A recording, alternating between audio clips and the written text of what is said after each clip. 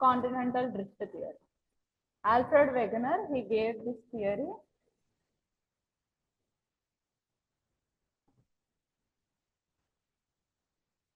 He was a climatologist, or you can say meteorologist. Actually ga Alfred Wegener ఏం చేశాడంటే 1912 లో he was the hero of this continental drift theory. This hero, he want to study about climates of past. Mana earth mida he was a climatologist, or you can say he was a meteorologist. Nothing to do with geomorphology, landforms ఏంటి, continents తోనే ఏంటి అని సంబంధం లేదు. But when he studying about climates of past లో ఏం climates ఉండే earth మీద అని చదివేటప్పుడు హీ గాట్ టు నో ఏమైందంటే ఫాజిల్స్ ఆఫ్ కోల్. ఇప్పుడు కోల్ ట్రాపిక్స్ లో ఉండవలసిన ఫాజిల్స్ మనకి ఎక్కడో పోలార్ రీజన్స్ లో దొరికినాయి. పోలార్ రీజన్స్ లో ఉండవలసిన ఆల్పైన్ ఫాజిల్స్ అనేవి మనకు ట్రాపిక్స్ లో దొరికినాయి అనమాట. ఓకే, అలా ఎలా ఉంటాయి, హౌ అని చెప్పేసి then he started to study about this continental drift theory. ఏమనుకున్నాడు అంటే, ఓకే, కాంటినెంట్స్ అనేటివి డిఫరెంట్ క్లైమాటిక్ జోన్స్ లో, ఇప్పుడు ట్రాపిక్స్ లో ఉన్న, ఒకప్పుడు గ్లేషియల్ పీరియడ్ లో ఉండే, ఒకప్పుడు గ్లేషియల్ పీరియడ్ లో ఉన్నాం, ఇప్పుడు ట్రాపిక్స్ లో ఉన్నామని. ఓకే, అది ఎలా పాసిబుల్? కాంటినెంట్స్ అనేటివి మూవ్ అయినాయి. ఫస్ట్ ఏమనుకున్నా అంటే, కాంటినెంట్స్ అనేటివి ఏం మూవ్ కాలే, సన్ రైజ్ వల్ల డిఫరెన్సియేషన్ వచ్చింది అనుకున్నాడు. కాకపోతే సన్ రైజ్ వల్ల అలా ఎలా పాసిబుల్ అని రొటేట్ అయినప్పుడు అది ఒక్కటే ప్లేస్ లో ఉన్నప్పుడు ప్రతి ఒక్కటి సేమ్ సీజన్స్ సేమ్ వేరియేషన్స్ చూడాలి కదా. So next he thought of continental drift. Okay, continent drifting అంటే జరగడం. ఓకే, కాంటినెంట్స్ అనేటివి డ్రిఫ్ట్ అయినాయి. కాంటినెంట్స్ అనేటివి డ్రిఫ్ట్ అయినాయి కాబట్టి he gave this theory, continental drift theory. Clear? ఇక్కడ వరకు ఏమైనా డౌట్స్ ఉన్నాయా? స్లోగా వెళ్దామా, ఎందుకంటే కొంతమంది ఈ థియరీస్ లో కొంచెం కన్ఫ్యూజన్ అనిపిస్తుంది అంటున్నారు. So we will go slowly. ఈ continental drift theory paleo climatic change, ఇది పెద్ద ఎవిడెన్స్ అన్నమాట. అదే చెప్పాను కదా, glacial deposits in tropical regions and tropical fossils in polar region. Main గా స్పిట్స్బర్జెన్ లో కోల్ ఇంకా ట్రాపికల్ ప్లాంట్స్ ఫాసిల్స్ కనిపించాయి అన్నమాట. Because of that he started collecting evidences. Now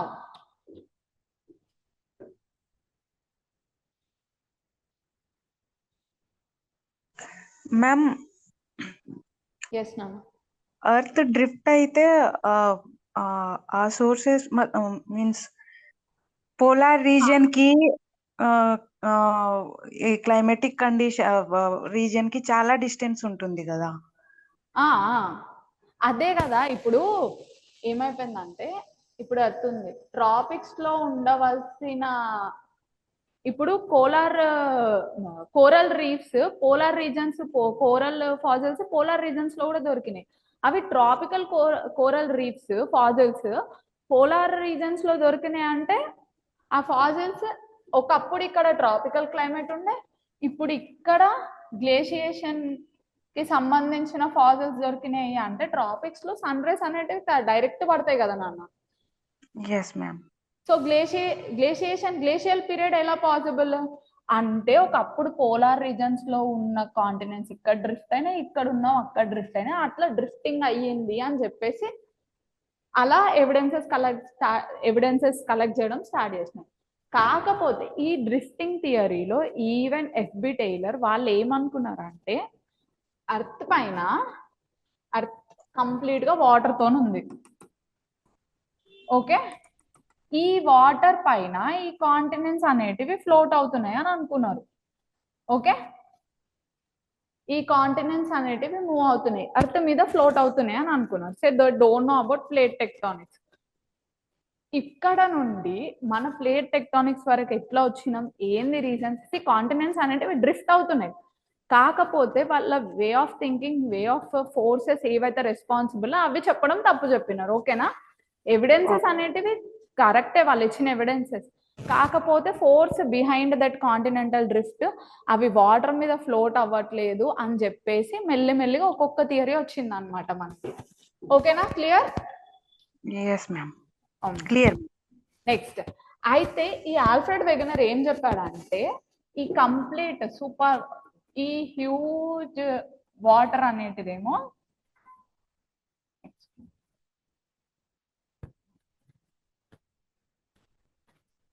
ఇది మన ఎర్త్ లో ఇది కాంటినెంటల్ మాస్. కాంటినెంట్స్ అన్ని ఒకే ప్లేస్ లో ఉన్నాయి చాలా years back, around 250 million years. ఇక్కడ వాటర్ ఫ్లో అవుతున్నాయి. వాటర్ మీద కాంటినెంట్స్ అనేటివి ఒకటే దగ్గర ఉండే, that super continent is known as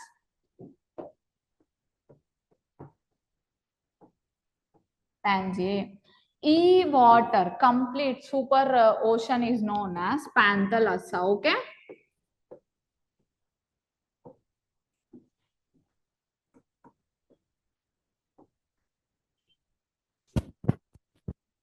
years 250 million years ముందు ఇలా ఉండే. 250 మిలియన్ ఇయర్స్ అప్పటి నుండి దే స్టార్టెడ్ డ్రిఫ్టింగ్ అన్నమాట. అవి బ్రేక్ అవ్వడం స్టార్ట్ అయినాయి అని చెప్పేసి ఆల్ఫ్రెడ్ వెగనర్ గారు చెప్పారు అనమాట, our hero of continental drift theory. నా ఈయన ఇప్పుడు చెప్పినాక ఏమైందంటే అవి బ్రేక్ అయినప్పుడు 2 ల్యాండ్ మాసెస్ గా బ్రేక్ అయినాయి. ఫస్ట్ నార్త్ లో ఒకటి, సౌత్ లో ఒకటి. ఓకే, 2 ల్యాండ్ మాసెస్ కింద బ్రేక్ అయినాయి. దాని మధ్యలో నుండి ఒక సీ అనేది ఫ్లోట్ అవుతుంది, that is known as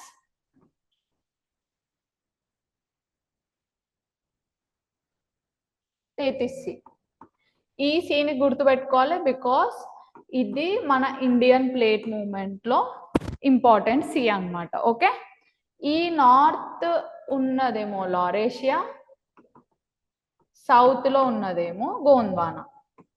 okay, first Pangaea నుండి లారేషియా అండ్ గోండ్వానా నుండి మనకి Antarctica, Australia, India, all those continents, Africa. ఇక్కడనేమో నార్త్ అమెరికా. ఓకే, నేను మీకు క్లియర్ గా రాస్తాను.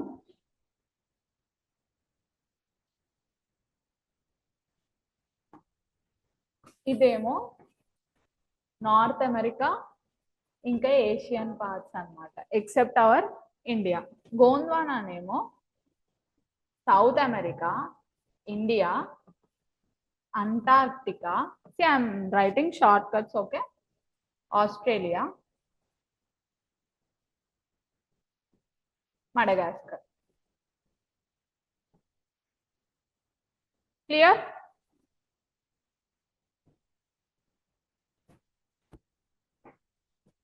టిల్ హియర్ క్లియర్ నానా? Antarctica, South America, India, Australia. See, Madagascar is also part of Africa. Sorry, main our important hero Africa we have. Africa. Okay. గోండ్వానాలోనేమో మన India, south America, Africa ఇంకా Australia కలిసి ఉన్నాయి నాన్న. లారేషియాలోనేమో north America ఇంకా Asian parts, Europe అవన్నీ కలిసి ఉన్నాయి అన్నమాట. అవి మళ్ళీ దే ఆర్ స్టార్టెడ్ బ్రేకింగ్. ఇప్పుడు ఈ లారేషియా నుండి నార్త్ అమెరికా, ఏషియన్ అలా వచ్చినాయి అన్నమాట. I will show the picture. Around 225 million years ago it was like this. అన్ని కాంటినెంట్స్ ఒకే దగ్గర ఉన్నాయి. So after 225 years they started drifting. ఈ నార్త్ అమెరికా, ఏషియా కలిపి లారేషియా అయింది. ఇక్కడ south America, Africa, India, Antarctica, Australia కలిపి గోండ్వానా అయింది. క్లియర్? నెక్స్ట్ అలా అలా అలా డ్రిఫ్ట్ అయిపోయి 100 మిలియన్స్కి వచ్చే వరకు ఇట్లా వచ్చింది earth today. Now still drifting is going on. Drift అనేది ఆగిపోలేదు, కాకపోతే at a very slow pace it is going on అనమాట.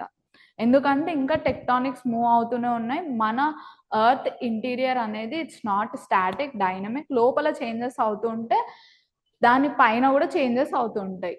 ఓకే, నెక్స్ట్ ఇక్కడ వరకు ఇది అని చెప్పేసి చెప్పినాడు థియరీ అని.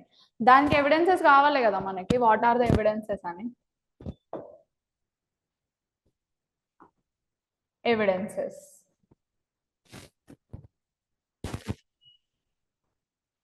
main 4 evidences are very important.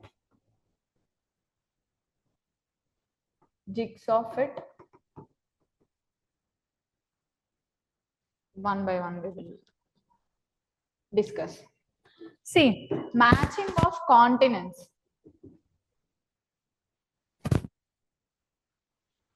Jigs of it. ఏమైందంటే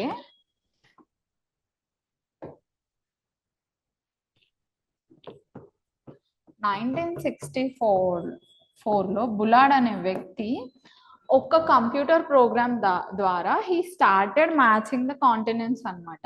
ఎలా 1000 fathom line. See, when you talk about fathom line, you have to remember Bullard 1000 fathom line. దేనికి మ్యాచ్ చేసినారు? South America with Africa. Okay, సి fathom line అంటే ఇప్పుడు మనం ఒక షోర్ ఉంది నాన్న, ఇప్పుడు ఇది ఒక సీ షోర్. ఫాథమ్ లైన్ అనేది డెప్త్ మెజర్ చేస్తుంది, నాటికల్ మైల్స్ అనేది లెంత్ మెజర్ చేస్తుంది, ఫాథమ్ లైన్ అనేది షోర్ డెప్త్ మెజర్ చేస్తుంది. ఎందుకు షోర్ డెప్త్ మెజర్ చేసినారు వీళ్ళు అంటే, సి మన కాంటినెంట్స్ డ్రిఫ్ట్ అయినప్పుడు సబ్మర్జ్ అవుతూ ఉంటాయి షోర్స్ అనేటివి. ఆ సబ్మర్జ్ ఏరియా కొంచెం మనం మెజర్ చేస్తే ఎగ్జాక్ట్ మ్యాచ్ దొరికింది అనమాట ఈ హీరోకి. Okay,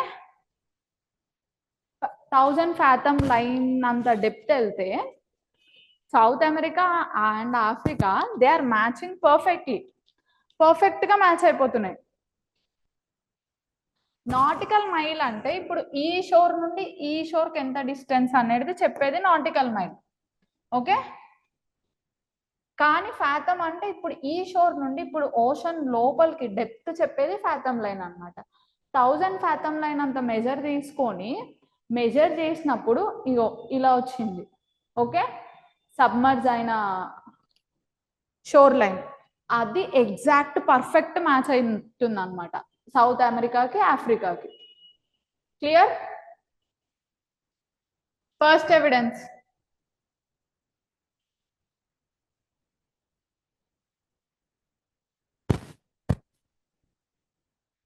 Any doubts you can ask in the middle. Like from Rameshwaram to Sri Lanka 18 nautical miles, like that. Nautical miles అంటే డిస్టెన్స్ చెప్తుంది, ఫాథమ్ లైన్ అంటే డెప్త్ చెప్తుంది. ఎందుకంటే in NCERT they have given fathom line. ఒక fathom line అంటే మళ్ళీ మీరు ఏంటో మేడం అని అనుకోకండి.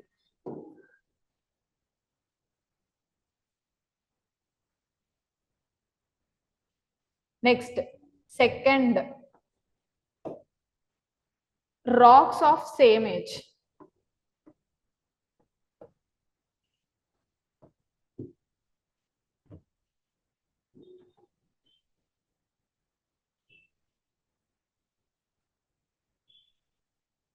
Rocks of same age across oceans.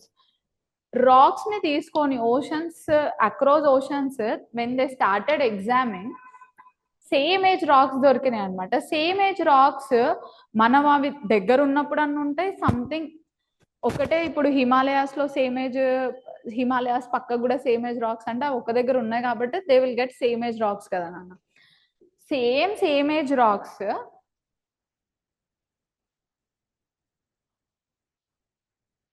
now this is Africa, this is South America. Mostly they are talking about South America and Africa. Brazil coastal rocks, coastal area rocks, they are matching with Western Africa anamata. Okay, earliest rocks. మళ్ళా ఇంకా ఏమైందంటే marine deposits ఉంటాయి కదా మన ocean deposits. Ocean deposit rocks, earliest ocean deposit rocks చూసుకుంటే అవి Jurassic age కంటే ముందు లేవు, సేమ్ ఏజ్ వచ్చినాయి. జురాసిక్ ఏజ్ కంటే మెరైన్ డిపాజిట్స్ పాతవి లేవు అనమాట. అంటే జురాసిక్ ఏజ్ కంటే ముందు there is no ocean in the middle. Jurassic age marine deposits దొరికినాయి. ఓకే, ఈ జురాసిక్ ఏజ్ మెరైన్ డిపాజిట్స్ దొరికినాయి అంటే ముందు మెరైన్ డిపాజిట్స్ లేవు అంటే దే ఆర్ టుగెదర్, మధ్యలో ఓషన్ లేదు అని.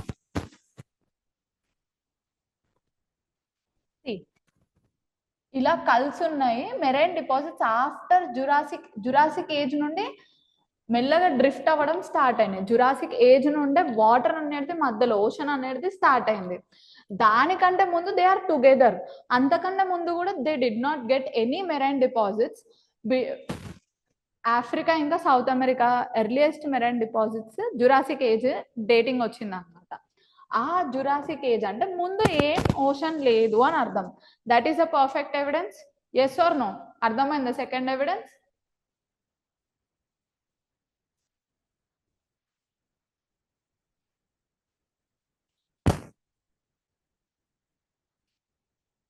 Any doubts you can ask.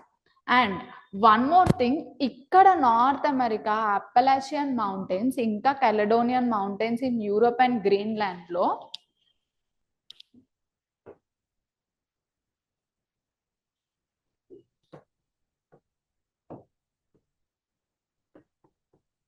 Appalachian Mountains in America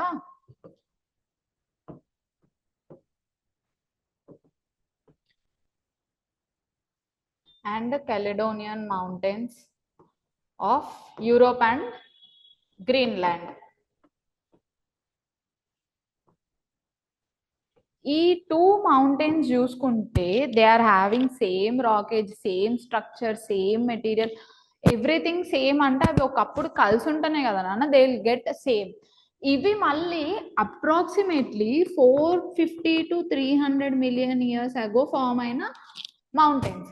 కానీ ఇప్పుడు వీళ్ళ మధ్యలో ఉన్న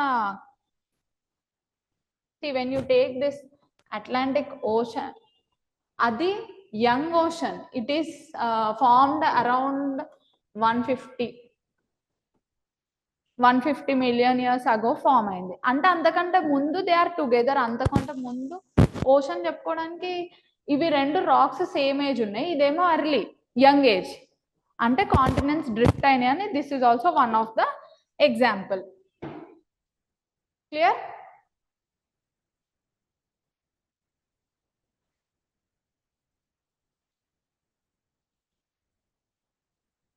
నెక్స్ట్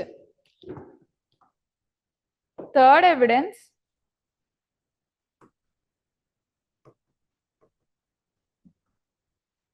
టిల్లైట్ అంటే sedimentary rock formed by glaciers.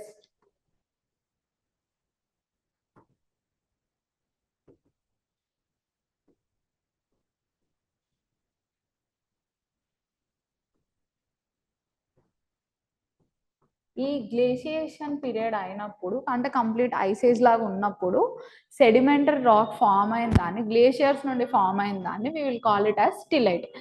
ఈ టిల్లైట్ అనేది 6 కౌంటర్ పార్ట్స్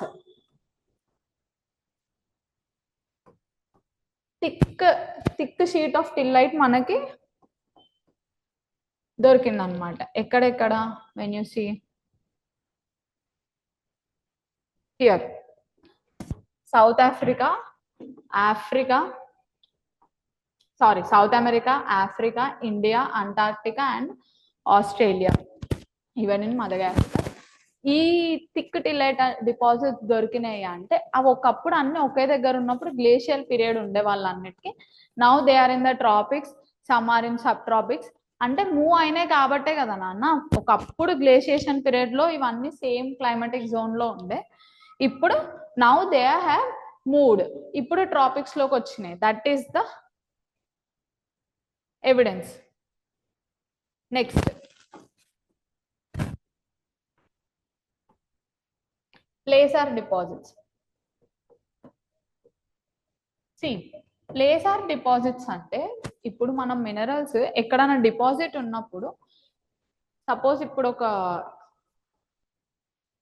రాక్ ఉంది, ఇక్కడ ఒక వాటర్ బాడీ ఉంది, ఇక్కడ విండ్ ఏమైనా వెదరింగ్ ప్రాసెస్ అయినప్పుడు మినరల్స్, ఇక్కడ మినరల్ వెయిన్స్ ఉన్నాయి అనుకో, ఈ మినరల్స్ వెదరింగ్ ప్రాసెస్ అయినప్పుడు కిందికి వచ్చేస్తాయి.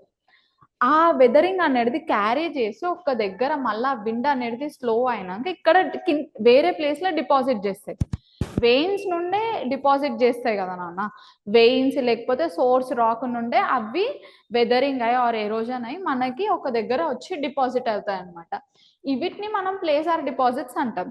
ఈ ప్లేసార్ డిపాజిట్స్ మనకి గానాలో చూసినాం గోల్డ్,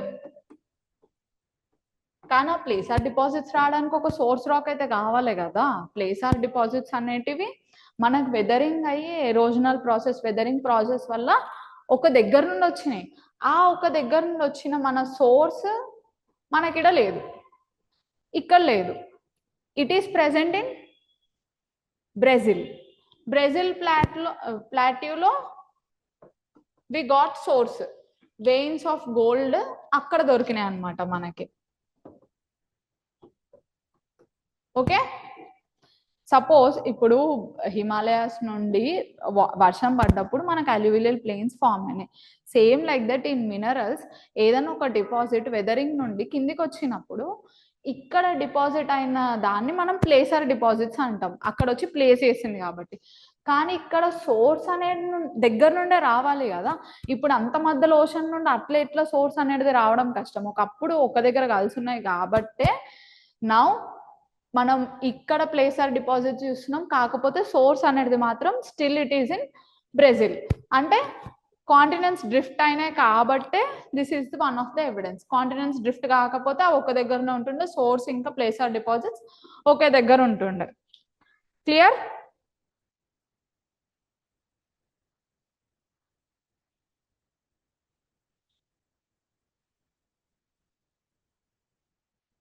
నో, ఇప్పటి వరకు ఎవిడెన్సెస్ చూసినాం. ఎవిడెన్సెస్ అయిపోయినాక ఆల్ఫ్రెడ్ వెగనర్ అసలు ఎందుకు కాంటినెంటల్ డ్రిఫ్టింగ్ అవుతుంది, ఎందుకు మూవ్ అవుతున్నాయి అని చెప్పేసి అంటే he gave 2 forces. Because of 2 forces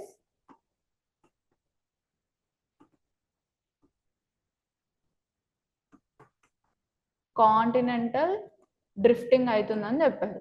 polar fleeing force ఇంకా tidal force. Tidal force we have already scene.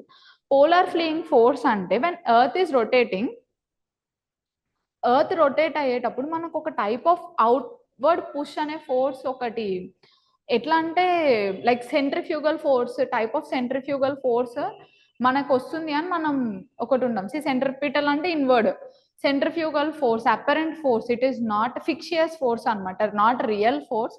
ఒక అపరెంట్ ఫోర్స్ అనేది ఉంటుంది. ఆ ఫోర్స్ ఎర్త్ రొటేట్ అయినప్పుడు కంటిన్యూస్ గా it will flea continents. Polar side నుండి మనకి ఈక్వేటర్ సైడ్ కి పంపిస్తాయి కాంటినెంట్స్ ని. దానివల్ల కాంటినెంట్స్ పోల్స్ నుండి ఈక్వేటర్ సైడ్ వస్తున్నాయి అని చెప్పినారు. ఈ టైడల్ ఫోర్స్ వల్లనేమో వెస్ట్ వర్డ్ పోతున్నాయి అని చెప్పినారు. బట్ క్రిటిసిజం, మేజర్ క్రిటిసిజం ఏంటంటే ఈ ఫోర్స్ కాంటినెంట్ థిక్నెస్ ఎక్కువ ఉంటుంది. కాంటినెంట్స్ ని జరిపేంత ఫోర్స్ అంటే 1000 million times ఎక్కువ ఉండాలి ఇప్పుడున్న ఫోర్స్ కన్నా. ఇప్పుడు టైడల్ ఫోర్స్ ఉంటుంది కదా, ఇప్పుడున్న టైడల్ ఫోర్స్ కన్నా it has to be 1000 million times ఎక్కువ ఉంటేనే కాంటినెంట్స్ జరిగేంత ఫోర్స్ వస్తుంది అనమాట. కాకపోతే అక్కడంత ఫోర్స్ లేదు కదా, సో దే హ్యావ్ క్రిటిసైజ్డ్ ఈ ఫోర్స్ కాదు, something is there continents drift కావడానికి అని చెప్పేసి రీసెర్చ్ స్టార్ట్ చేసినారు. రీసెర్చ్ స్టార్ట్ చేసినాక after post theory now another hero came with convection currents theory.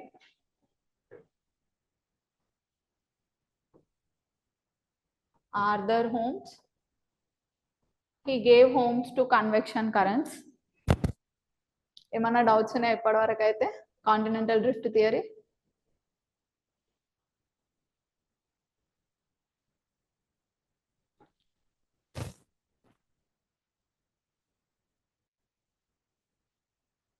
No ma'am. Okay, Sriram, Sai Charan, Bhavya, everything is good? అన్నీ అర్థమైనాయా?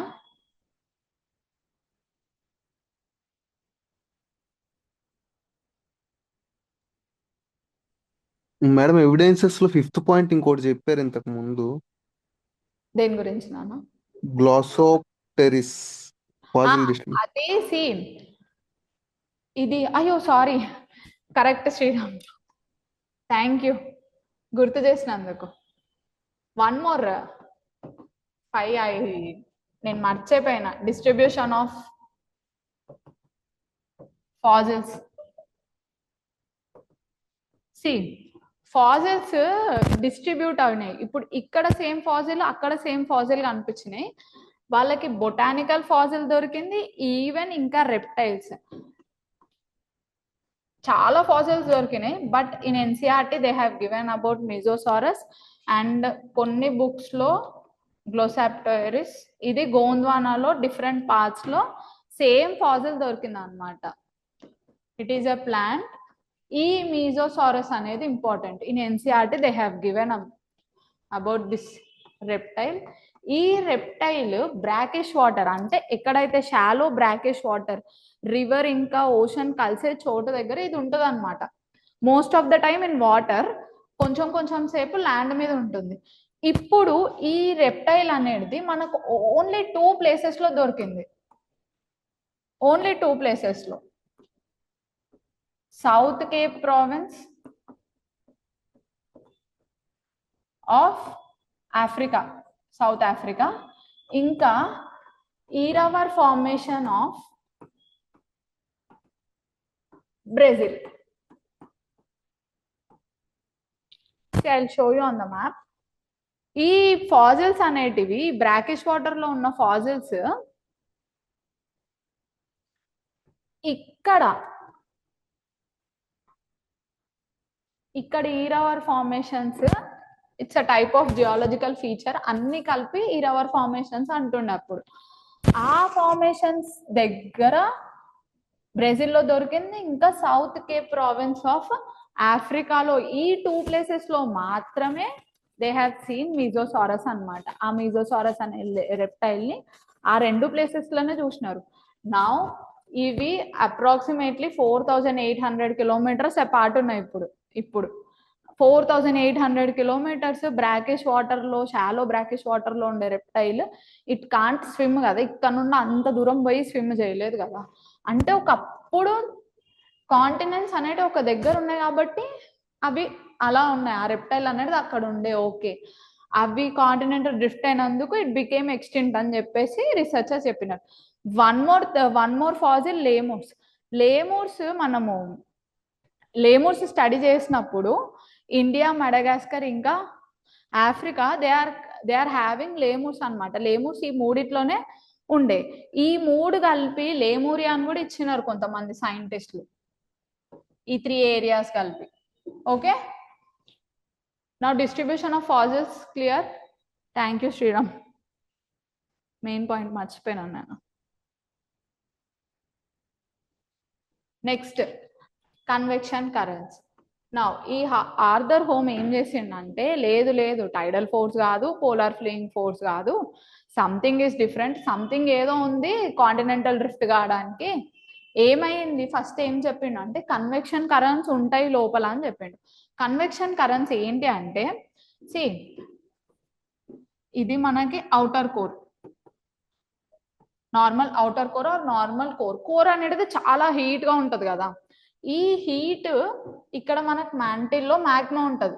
Yes, mantle is all about magma. This magma is very important. ఎందుకంటే most of the land forms, most of the geological features formed by magma mantle. గుర్తుపెట్టుకోవాలి.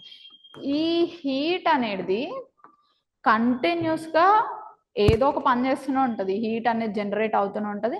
We have జియోడైనమో effect మనం interior of the earth లో చూసుకున్నప్పుడు. ఈ మ్యాగ్మాని ఈ outer core heat వల్ల slowly heat will rise.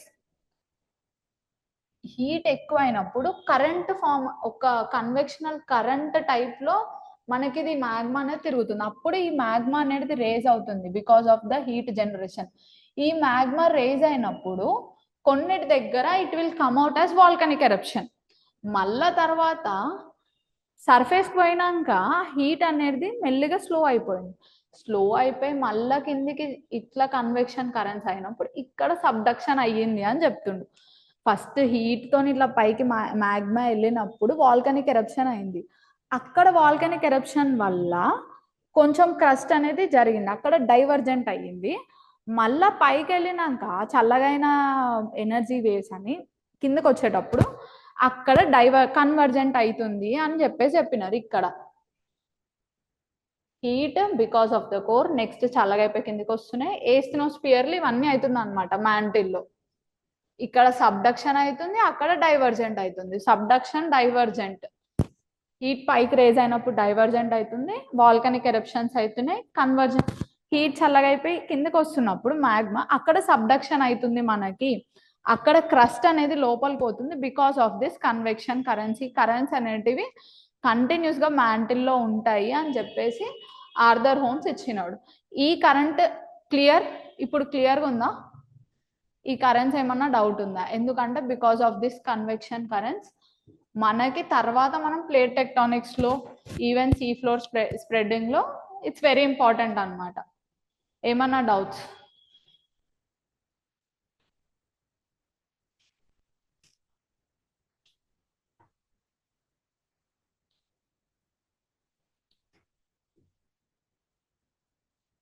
Just ఏమవుతుందంటే heat up అయినప్పుడు rise అవుతుంది మ్యాగ్మా, నెక్స్ట్ రైజ్ అయినప్పుడు ఇక్కడ డైవర్జెంట్ వాల్కనిక్ ఎరప్షన్ అవుతుంది, నెక్స్ట్ కూల్ డౌన్ అయినాక సింక్ అయిపోతుంది, అక్కడ సబ్డక్షన్ అవుతుంది, అక్కడ కన్వర్జెన్స్ అవుతుంది అనమాట. అయితే ఈ రైజ్ అయినప్పుడు మనం అది oceanic mapping of oceanic floor లో చూసుకుందాం. ఇక్కడ వరకు అయితే ఇది లోపల ఇట్లా అవ్వడం వల్ల ఈ కన్వెక్షన్ కరెంట్స్ వల్ల మనకి డ్రిఫ్టింగ్ కి సంబంధం ఉంది అని చెప్పేసి ఈయన ఒక థియరీ ఇచ్చిండు. నా కన్వెక్షన్ కరెంట్స్ గురించే చెప్పిండు, he's not bothered about drifting ఎక్కువ మేజర్ గా. కానీ ఈ కన్వెక్షన్ కరెంట్స్ థియరీని నెక్స్ట్ హెస్ ఇంకా మెకెన్జీ వాళ్ళందరూ ప్లేట్ టెక్టానిక్స్ లో సీ ఫ్లోర్ స్ప్రెడ్డింగ్ లో యూజ్ చేసుకున్నారు అనమాట. Convection currents clear. Next we will go to mapping of ocean floor.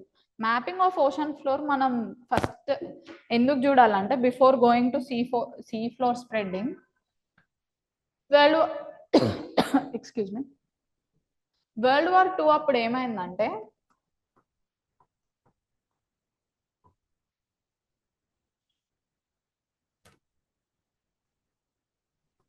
Hour heroes of world war 2 they wanted to introduce submarines అనమాట. Submarines introduce చేయాలనుకున్నప్పుడు they started studying ocean floor. లోపలికి పంపించాలి కదా నాన్న.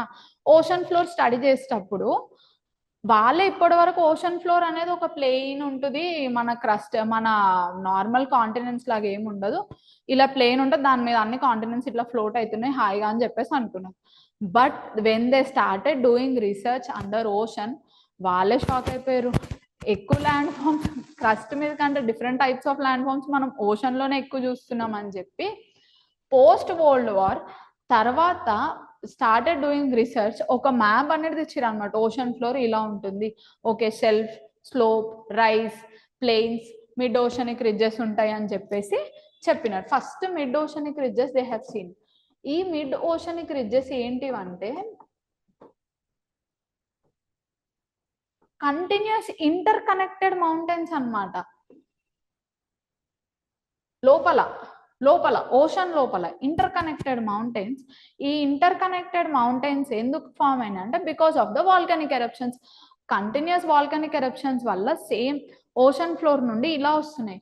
ఇప్పుడు ఎట్లా అయిపోయిందంటే ఇప్పుడు ఇది ఓషన్ ఫ్లోర్, ఇక్కడ నుండి వాల్కనిక్ ఎరప్షన్స్ అయితేనే ఉన్నాయి. వాల్కనిక్ ఎరప్షన్స్ అయితేనే ఉంటే ఇక్కడ కంటిన్యూస్ గా ఓషనిక్ రిడ్జెస్ ఫామ్ అవుతున్నాయి ఇక్కడ సేమ్. నెక్స్ట్ ఇది అయిపోయినాక మళ్ళీ ఇవి అయిపోయినాక ఇవి ఇక్కడ జరిగినాయి, ఇక్కడ సేమ్ న్యూ రిడ్జెస్ ఫామ్ అయినాయి. ఇక్కడ పాతవి అయిపోయినాయి, ఇక్కడ కొత్తవి, అట్లా old new, old back side new, అలా డైవర్జెంట్ అవుతుంది అనమాట. అట్లా అవుతుంది see floor spreading. Okay mid ocean ridges వల్ల మనకి ఇట్లా మూవ్మెంట్ ఉంది అని చెప్పేసి అనుకున్నారు. అయితే ఫస్ట్ ఎట్లా చేసినారంటే బై యూజింగ్ సోనార్ మెథడ్, అంటే సౌండ్ వేవ్స్ ని యూజ్ చేసినారు. ఇది మనకు సీ సర్ఫేస్ ఉంది, ఇక్కడ నుండి sound waves, echo of sound waves పంపించినారు సీ వేవ్స్ కి. అయితే అవి ఎంత ఫాస్ట్ గా తిరిగేసి, ఇప్పుడు ఒక సర్ఫేస్ ని టచ్ అయ్యి మళ్ళీ తిరిగి వస్తాయి కదా సౌండ్ వేవ్స్, దాన్ని బట్టి డిస్టెన్స్ వాళ్ళు క్యాలిక్యులేట్ చేసినారు అనమాట. ఆ డిస్టెన్స్ ని క్యాలిక్యులేట్ చేసేటప్పుడు ఓకే లోపల అనేటివి డిఫరెంట్ స్ట్రక్చర్స్ ఉన్నాయి. ఒక దగ్గర నుండి తొందరగా సౌండ్ వేవ్స్ పైకి వస్తున్నాయి, ఒక దగ్గర నుండి లేట్గా వస్తున్నాయి. అంటే ocean floor is not a plane, లోపల డిఫరెంట్ ల్యాండ్ ఫామ్స్ ఉన్నాయని దే స్టార్టెడ్ స్టడీయింగ్. ఇక్కడ వరకు క్లియర్?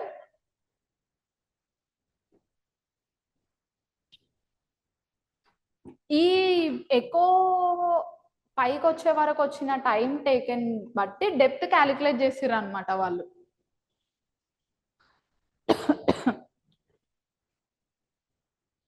నెక్స్ట్ ఈ ఓషన్ ఫ్లోర్ లో మ్యాపింగ్ ఇచ్చినప్పుడు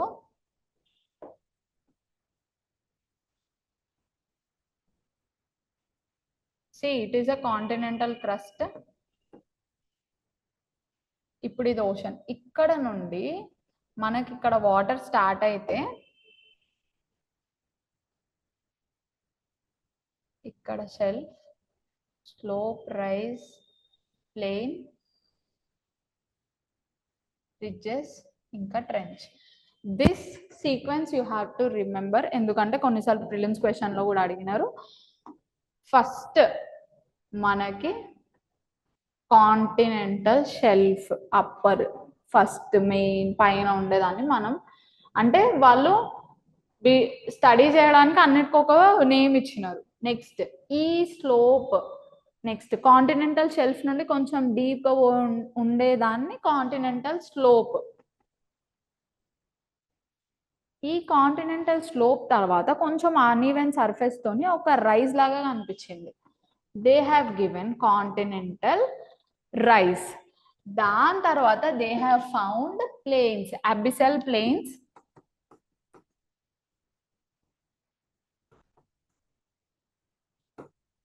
next our hero of divergent boundaries, mid oceanic ridges. Mid oceanic ridges తర్వాత trenches. ఈ deep trenches they have seen. ఈ మూడింటిని కలిపి we will call it as continental margins. Now first మనకేంటి shelf, next slope, next rise, next abyssal plains, next mid oceanic ridges, next trench. సి ఎందుకంటే mostly ఇక్కడ వరకు అయితే సీక్వెన్స్ మీరు గుర్తుపెట్టుకోవాలి, ఎందుకంటే sometimes they will ask abyssal plains are between continental margins and mid oceanic ridges అని అడిగేసి స్టేట్మెంట్ ట్రూ ఆర్ ఫాల్స్ కూడా అడగచ్చు. ఇవి 3 కలిపి కాంటినెంటల్ మార్జిన్స్. క్లియర్? అర్థమైందా? ఫస్ట్ షెల్ఫ్ లో నుండి స్లోప్ అయిపోయింది, స్లోప్ నుండి రైజ్ అయింది, రైజ్ నుండి, ఎందుకంటే ఈ రైజ్ అంటే వేరే ఎక్కడో ఉంటుంది అనుకుంటారు, ఆఫ్టర్ స్లోప్ రైజ్ వస్తుందా అని కన్ఫ్యూజ్ అవుతారు చాలా మంది. After slope it is rise, next plains, next mid oceanic ridges, next trench. Mapping of ocean floor clear? అసలు ఎందుకు చదవాలి madam mapping of ocean floor? ఎందుకంటే ఈ మిడ్ ఓషనిక్ రిడ్జెస్ దగ్గర మనకి కన్వర్జెన్స్ ఉంటుంది, ఇలా కన్వర్జెన్స్ ఉంటుంది. Sorry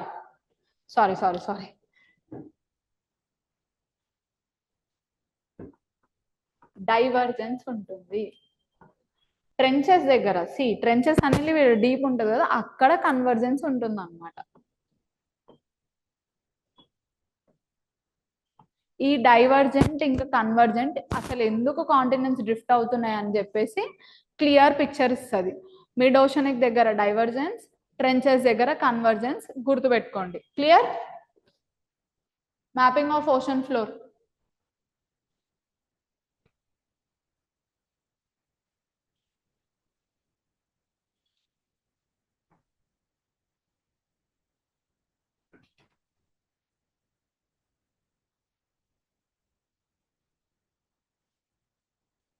Now mid oceanic ridges are the longest mountain system on earth. అవి లాంగెస్ట్ కంటిన్యూస్ అన్నమాట. ఈవెన్ కాంటినెంట్స్ పైన కూడా యూ కెనాట్ సీ అంత ఇంటర్ కనెక్టెడ్ అయిన మౌంటైన్స్. అయితే ఈ ఇంటర్ కనెక్ట్ అయిన మౌంటైన్స్ సీ ఫ్లోర్ స్ప్రెడింగ్ లో దే ఆర్ వెరీ ఇంపార్టెంట్. ఇప్పుడు మనకి కాంటినెంటల్ డ్రిఫ్ట్ తర్వాత కన్వెక్షనల్ కరెంట్ థియరీ చూసినాం. ఇప్పుడు సీ ఫ్లోర్ స్ప్రెడ్డింగ్ చూస్తున్నాం. సీ ఫ్లోర్ స్ప్రెడ్ అవుతుంది, అందుకే కాంటినెంట్స్ డ్రిఫ్ట్ అవుతున్నాయని Harry Hess he gave this theory. ఏం చెప్పినాడు key ideas?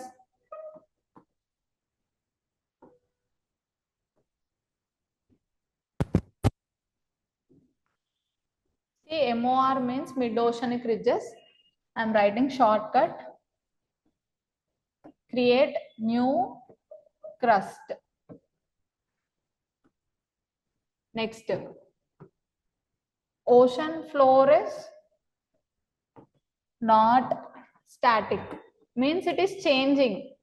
It is very dynamic. Continuously inside physical features, they are changing. Now you will see subduction at trenches. Trenches దగ్గర subduction ఉంటుంది అని చెప్పిండు. Next recycling of crust. Recycling of crust ఎందుకంటే mid oceanic దగ్గర new crust form అయ్యి trenches దగ్గర old crust అనేది subduct అవుతుందంటే అది రీసైకిల్ అవుతుంది కదా నా, రీసైక్లింగ్ ఆఫ్ క్రస్ట్ అవుతుందని చెప్పేసి చెప్పిండు because of sea floor spreading. Next thermal convection currents. Holmes చెప్పింది ఈయన కూడా చెప్పిండు. Acts like what he said is ఈ థర్మల్ కన్వెక్షన్ కరెంట్స్ అనేటివి స్లో బాయిలింగ్ వాటర్ లాగా అవి ఆ కరెంట్స్ అనేటివి మ్యాంటల్లో వచ్చిన currents it will help to spread, it will help magma to come out. ఒక స్లో బాయిలింగ్ వాటర్ లాగా పనిచేస్తే దానివల్ల కాంటినెంట్స్ డ్రిఫ్ట్ అవుతాయి అని చెప్పేసి ఈ కీ ఐడియాస్ ఇచ్చిండు. Next this sea floor spreading became revolutionary. Why? Because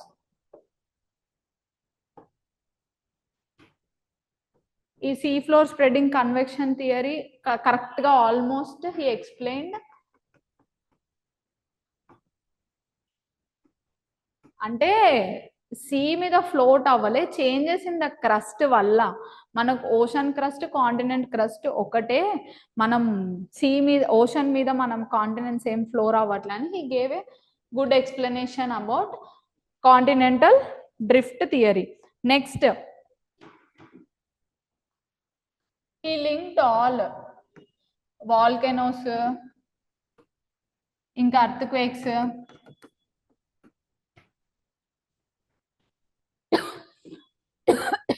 ridges, trenches, almost all physical features. He linked everything. Volcanoes ఎట్లా వస్తాయి, earthquakes ఎలా ఫామ్ అవుతాయి because of the convergence and divergence అని ఎక్స్ప్లెయిన్ చేసిండు. Now he gave a way to plate tectonics theory. Clear? Because of the sea floor spreading మనకి continents drift అవుతున్నాయి అని చెప్పినాడు. ఇక్కడ వరకు చెప్పిండు. కాకపోతే ఈ టెక్టానిక్స్ అనేటివి ఉంటాయి, మన కాంటినెంట్స్ అనేటివి డిఫరెంట్ ప్లేట్స్ లో డివైడ్ అయి ఉన్నాయని నెక్స్ట్ హీరో చెప్పినారు అనమాట. ఇక్కడ వరకు ఈయన ఎక్స్ప్లెయిన్ చేసిండు సీ ఫ్లోర్ స్ప్రెడ్డింగ్ వల్ల కాంటినెంటల్ డ్రిఫ్ట్. ఆ సీ ఫ్లోర్ స్ప్రెడ్డింగ్ వల్లనే వాల్కెనోస్, ఎర్త్క్వేక్స్ లోపల because of that all that అని చెప్పేసి అన్ని ల్యాండ్ ఫామ్స్ ని లింక్ చేసినాడు. నెక్స్ట్ ఇది ఒక ఫౌండేషన్ ఇచ్చింది plate tectonics. Okay, see floor spreading నుండి దే స్టార్టెడ్ డూయింగ్. ఓకే, ఇక్కడనే ఎందుకు స్ప్రెడ్ అవుతుంది, ఇక్కడనే ఎందుకు కన్వర్జెంట్ అవుతుంది, ఇక్కడ ఎందుకు అవ్వట్లే, ఎందుకు ట్రాన్స్ఫార్మ్ అవుతుంది అని చెప్పేసి దే స్టార్టెడ్ థింకింగ్. నా చెప్పినప్పుడు ఎవిడెన్సెస్ కూడా ఇవ్వాలి కదా.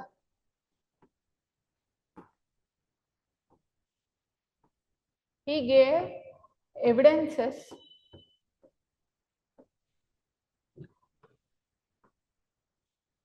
magnetic stripes. See, when you talk about magnetic stripes, mana outer core lo it is in liquid form. అందులో నుండి magnetic field generate అవుతుంది. Earth's magnetic field generate అయినప్పుడు బికాస్ ఆఫ్ ద హీట్ అది స్టాటిక్ లో ఉండకుండా చేంజ్ అవుతూ ఉన్నప్పుడు unusual movement అయినప్పుడు earth's magnetic field some times it reverse అయినప్పుడు ఇక్కడ మనకు ఓషన్ ఫ్లోర్ లో మిడ్ ఓషనిక్ రిడ్జెస్ ఫామ్ అయినాయి అని చెప్పినాను కదా నాన్న.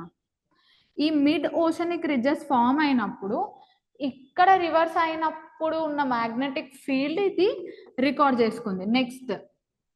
నెక్స్ట్ అంటే డిఫరెంట్ మ్యాగ్నెటిక్ స్ట్రైప్స్ ఫామ్ అయినాయి అనమాట. అంటే they are creating oceanic ridges దగ్గర అది ఒక్కటేసారి కాదు, అది మూవ్ అవుతుంది అని చెప్పేసి విత్ మ్యాగ్నెటిక్ స్ట్రైప్స్ వాళ్ళు ఎవిడెన్స్ ఇచ్చారు సీ ఫ్లోర్ స్ప్రెడ్ అవుతుంది అని. Clear I point? మన మ్యాగ్నెటిక్ ఫీల్డ్ అనేది ఒక్కొక్కసారి రివర్స్ అవుతుంది. ఒక్కొక్కసారి అంటే it's not instant process, it will take thousands of years.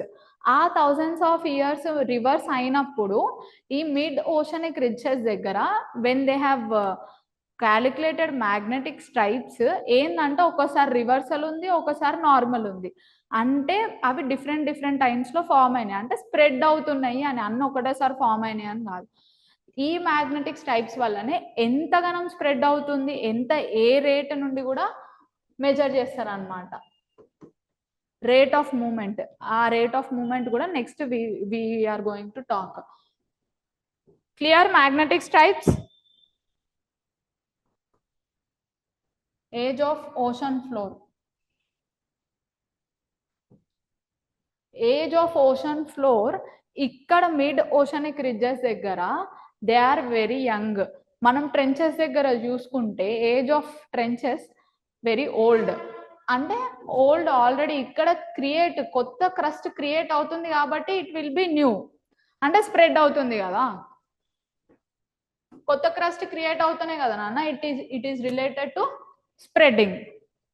Next heat flow. When you take convectional currents, heat flow ఇక్కడ మిడ్ ఓషనిక్ రిడ్జెస్ దగ్గర హీట్ ఫ్లో అనేది high compare to trenches. అంటే mid oceanic ridges దగ్గర నుండి magma వస్తుంది కాబట్టి it is spreading. Heat flow గురించి చెప్పిండు. Now next sediment thickness. Heat flow is highest at mid ridges anamata. When you take sediment ridges, it is thinner at mid oceanic ridges. Endukante adi new ga form ayyadi, it is thinner. Thicker at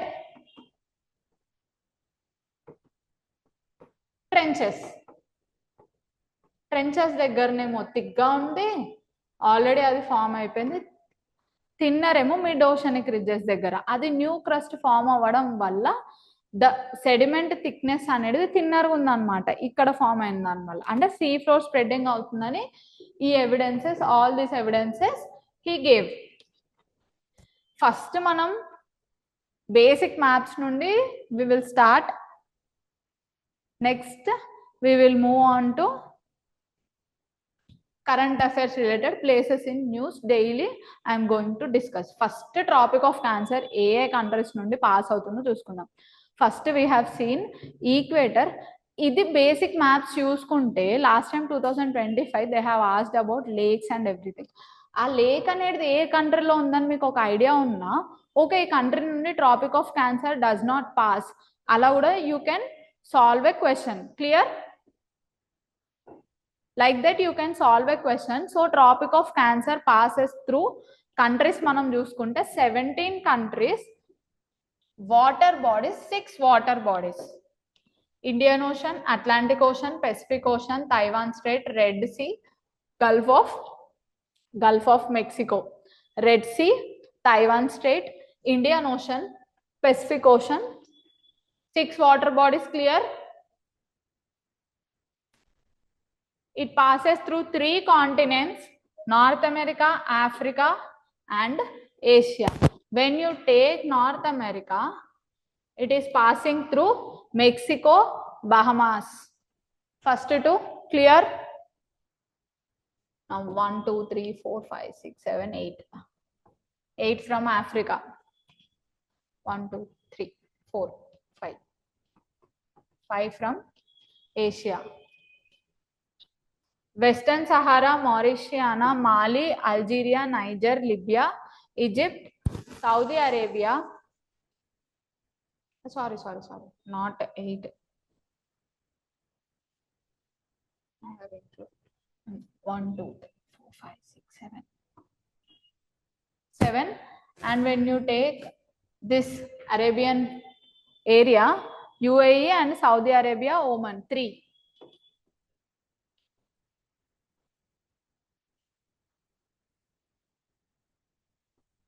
So you can remember like that.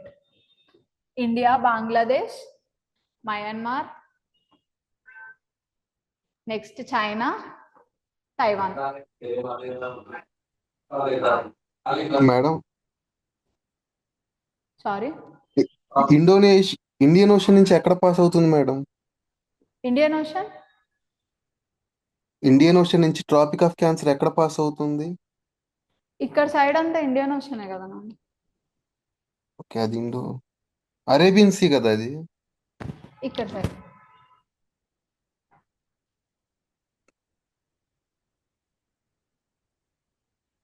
అదే like ఓమన్ కింద Saudi కింద. అది Arabian sea కదా madam అక్కడ వరకు. ఇక్కడ side. Okay okay. ఇంకోటి mid oceanic ridges అంటే like mountains in the sea అన్నట్ట, మౌంటైన్స్ ఇన్ ద వాటర్ అన్నట్ట. Mid oceanic ridges. ఓకే ఆ మిడ్ ఓషనిక్ రిడ్జెస్ మౌంటైన్స్ లాగా ఫామ్ అవుతాయి అన్నమాట. వాల్కనిక్ ఎరప్షన్స్ అయినప్పుడు అవి interconnected mountains.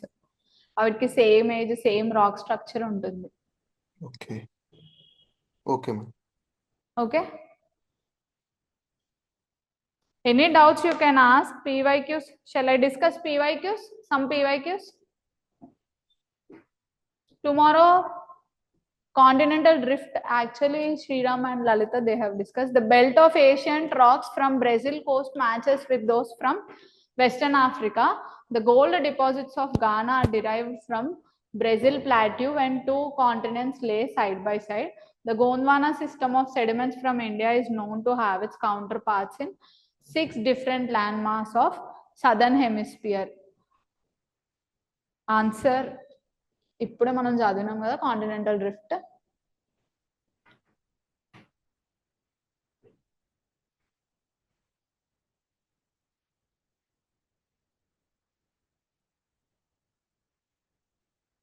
Bhavya and Sai Charan, Lalita Kala and Sriram already they have given answer on that day.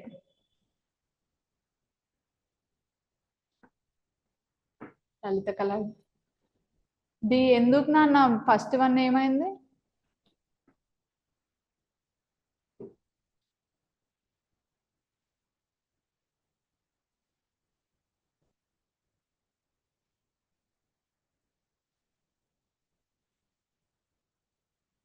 Bhavya C. Sai Charan.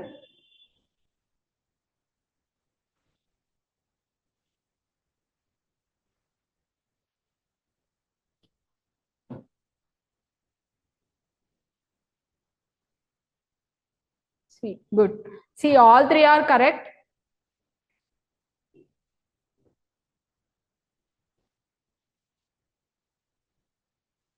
And Tethys Sea was a long and narrow shallow sea between Laurasia and Gondwana, or a lake formed in the Great Rift Valley of Africa, a desert located between Sahara and Mediterranean Sea, a glaciated valley in the Scandinavian region.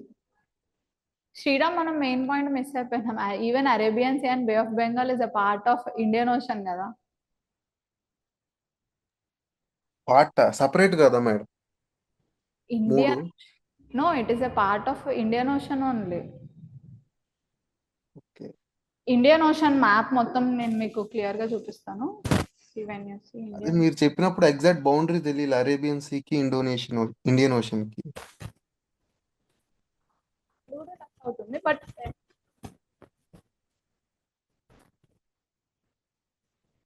Answer A, somebody gave A.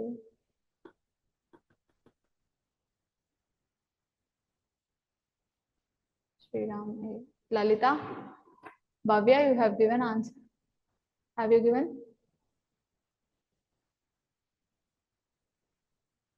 Everyone, eh? Simple. Answer 33C. 33 was అని ఇచ్చిండు చూసినారా, C అని కూడా ఇవ్వకుండా 2019లో.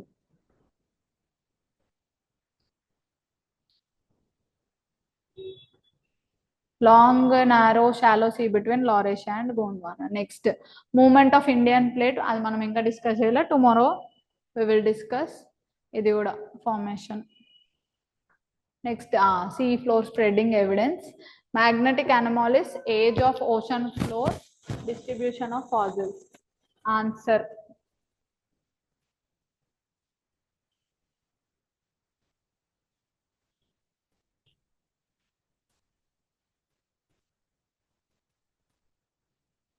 D.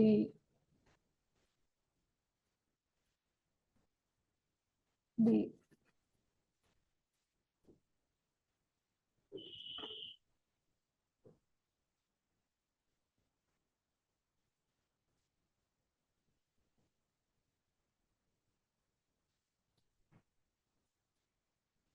See, can you write a mains answer? Shall I give?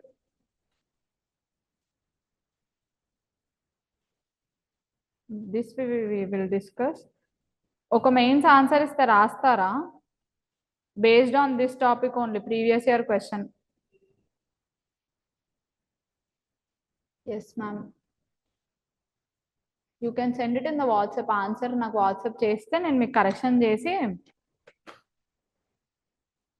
పంపిస్తాను.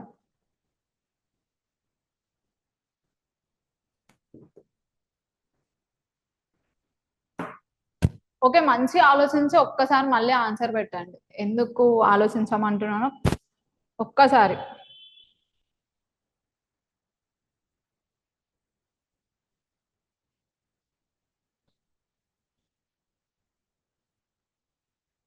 Is talking about sea floor spreading.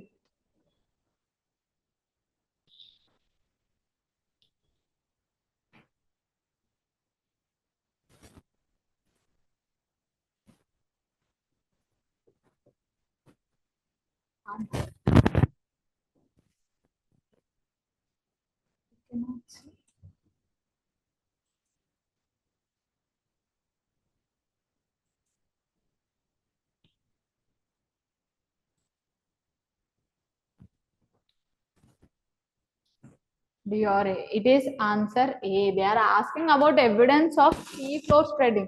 Sea floor spreading లో మనం అసలు ఫాసిల్స్ గురించి మాట్లాడుకోలేదు కదా నాన్న. We have just talked about magnetic anomalies, age of ocean floor గురించి మాట్లాడుకున్నాం, ఇంకా సెడిమెంట్ థిక్నెస్ గురించి మాట్లాడుకున్నాం. Yes or no?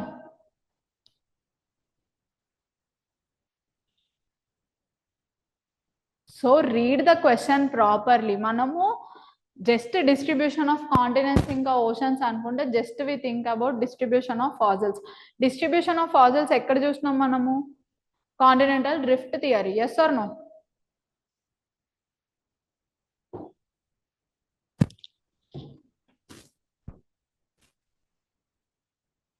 Continental drift theory.